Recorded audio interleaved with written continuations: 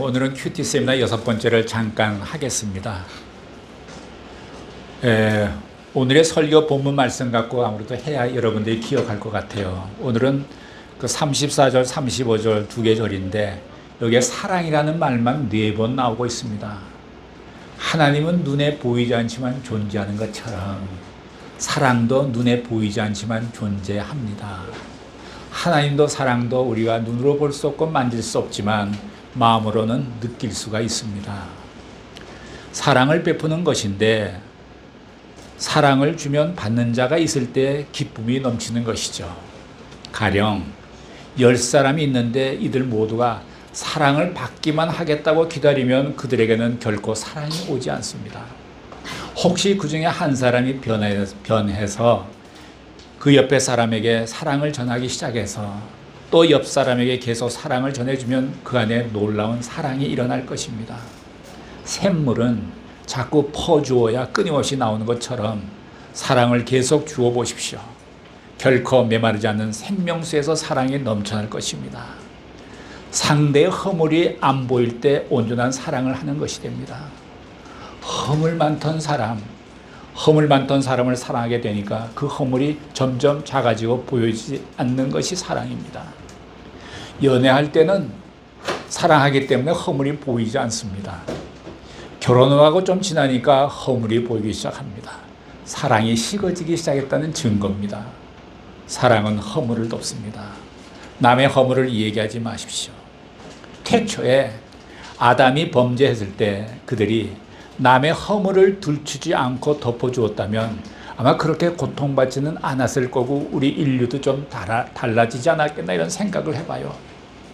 많은 사람들이 그 남의 상처가 아물기도 전에 또 허물을 헐뜯고 상처를 내면서 살고 있지 않습니까? 특히 정치권에서 심하죠. 그러니 항상 정치가 어려워지는 것 아니겠습니까? 오늘 34절 말씀은 서로 사랑하라는 것인데 이것은 마태복음 22장에 나오는 것하고 동일합니다. 그때는 예수님께서 이렇게 말했죠. 내 마음을 다하고 내 생명을 다하고 내 뜻을 다해 내 주 하나님을 사랑하라. 이것이 가장 으뜸되는 계명. 둘째 계명은 이와 같은 내 이웃을 내 몸같이 사랑하라 라고 말씀했죠. 즉 하나님의 사랑과 이웃 사랑은 동시적이라는 것입니다. 신학교를 졸업한 어느 전도사가 있는데 이 전도사가 결혼을 한 3개월 정도 앞두고 있습니다. 근데 이분이 이제 낮에는 기독교 서적을 출판하는 회사에서 출근해서 하루 종일 사원으로 일하다가 저녁이 되면 또 파트타임으로 일하는 교회 가서 밤늦게까지 일하다가 집으로 가기 때문에 도무지 아내 될 사람하고 데이트할 시간이 없는 겁니다. 아니 결혼 전 3개월이면 그때 제일 그 데이트하고 아주 그런 뭐 계획을 얘기하고 그럴 때 아닙니까? 그때 시간이 안 되는 거예요. 그게 고민이에요. 그 약혼녀가 또 이런 생각을 합니다. 이 남자하고 결혼했다가는 이거 뭐 매일 교회 가서 할 것 같은데 이거 지금이라도 파혼하는 게 좋지 않을까? 이런 마음이 약혼녀의 마음에 솔솔 들어왔던 거예요. 그것까지 알아채린 이 남자가 그 회사에서 이제 기독교 서적을 만든다니까 큐티 나눔을 매일 하거든요. 큐티 나눔을 하는데 자기의 고민을 얘기했습니다. 그랬더니 여러분들이 이제 그 얘기를 듣고 이제 지혜를 짜는 거예요. 지혜를 짜는 거예요. 누가 이렇게 제안을 했습니다. 그러면 그 약혼녀를 회사에서 퇴근하는 5시에 맞춰서 회사로 현관으로 오게 하라. 같이 퇴근해. 당신은 그 교회 가서 밤늦게까지 파트타임 일하면 저녁은 먹을 거 아니야, 저녁은. 그러니까 가다가 또 그녀하고 같이 저녁도 먹어. 그리고 그 교회 가서 현관에서 빠이빠이 하면 아마 한 2시간은 매일 데이트할 수 있지 않겠어? 누가 이렇게 딱 제안을 했단 말이에요. 그래서 들어보니까 그렇거든요. 시간이 있거든요, 이렇게 보면. 그래서 그다음부터는 그 약혼녀에게 회사로 오게 했습니다. 그래서 깨질 뻔했던 그 결혼이 그 큐티 나눔을 통해서 다시 지혜를 얻어서 회복돼서 결혼을 잘 해서 지금 아마 어딘가서 사역을 잘 할 수 있을 줄 믿어요. 그래서 항상 이렇게 조금 너무 편협적으로 나가면 안 됩니다. 제가 교회 사역을 할 때 열심히 할 때인데 가끔 스스로 제가 이런 질문을 제 스스로 해봤어요. 제가 저에게 질문을 하더라고요. 너는 내 가정이 더 중요하니? 내 교회가 더 중요하니? 그런 질문을 제가 스스로 하더라고요. 근데 내가 가정이라고 생각하면서도 행동은 교회더라고요.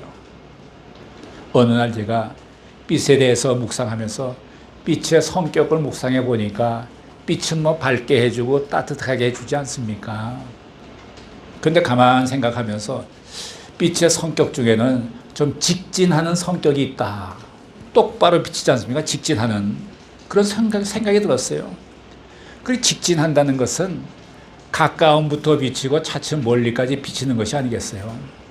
만약에 이 빛이 휘어진다면, 활 같은 모양으로 비춘다면 가까운 곳은 비출 수 없고 먼 데 가서 비치는 제대로 된 빛이 아니죠.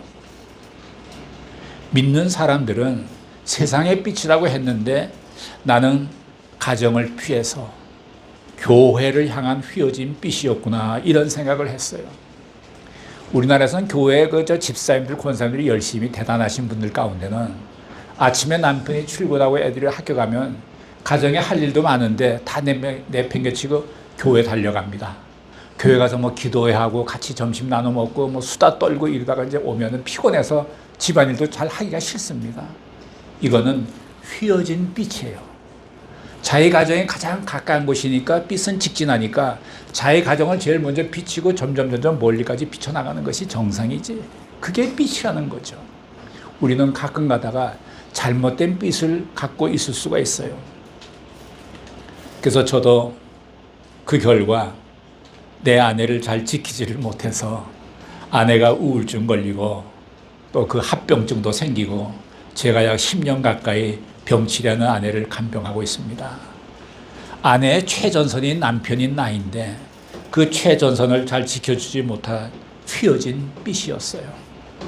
가끔 제가 후배 목사들에게 아내를 잘 돌보라고, 가정을 잘 돌보라고 이런 말을 제가 잘 합니다. 속으로는 나같이 되지 말고 뭐 이런 속으로 생각하죠. 이런 경험을 해보니까 지금은 예수님의 말씀이 서로 사랑하라는 것이 무슨 뜻인지 알 것 같아요.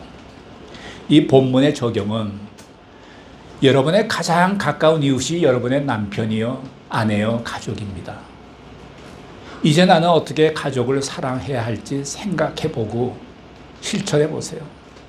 대단한 것이 아니고 간단하게 쉬운 것부터 해보세요. 저희 아내가 좋아하는 케이크가 있어요. 그 케이크는 그날 사면 그날 먹어야 돼. 파는 사람은 2시간 내에 먹으면 제일 좋대요. 입속에 들어가면 살살 녹아. 값은 조금 나가지만 아내가 그걸 좋아해요.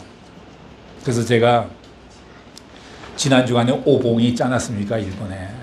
그래서 제가 오봉을 기념해서 케이크를 사서 아내에게 갖다 줬더니 아내가 케이크를 보고 아니 생일도 아닌데 케이크를 사왔냐고 이렇게 말하면서 맛있게 먹더라고요.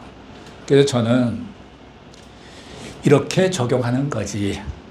아내를 사랑한다는 것이 뭐 대단한 거겠어요. 이렇게 자그마한 것부터 적용하고 실천하는 것이 사랑이지. 그런 생각을 했죠. 우리가 적용과 실천은 매일 할 수는 없어요. 어떻게 매일 합니까? 그러니까 생각날 때는 하시는 게 좋아요. 가끔 할 때도 있지만. 그래서 이 적용은 제가 말씀드린 것처럼 개인적이어야 되고 구체적이고 실제적이어야 되고 또 가능한 거 해야 되고. 그래서 제가 3P 원칙이라고 말씀하지 않았습니까? 여러분들도 이제 앞으로 큐티를 해나가면서 이런 적용과 실천을 하면 여러분의 가정이 행복해질 것입니다. 여러분은 세상의 빛이라 그랬는데 직진하는 빛이 되기를 바랍니다. 다음 주가 우리 마지막으로 7번째 세미나하고 9월부터는 우리 모두 참여할 수 있는 큐티 나눔 방으로 인도하겠습니다. 제가 나눈 것처럼 여러분들도 이렇게 좀 준비했다가 나누시면 감사하겠어요.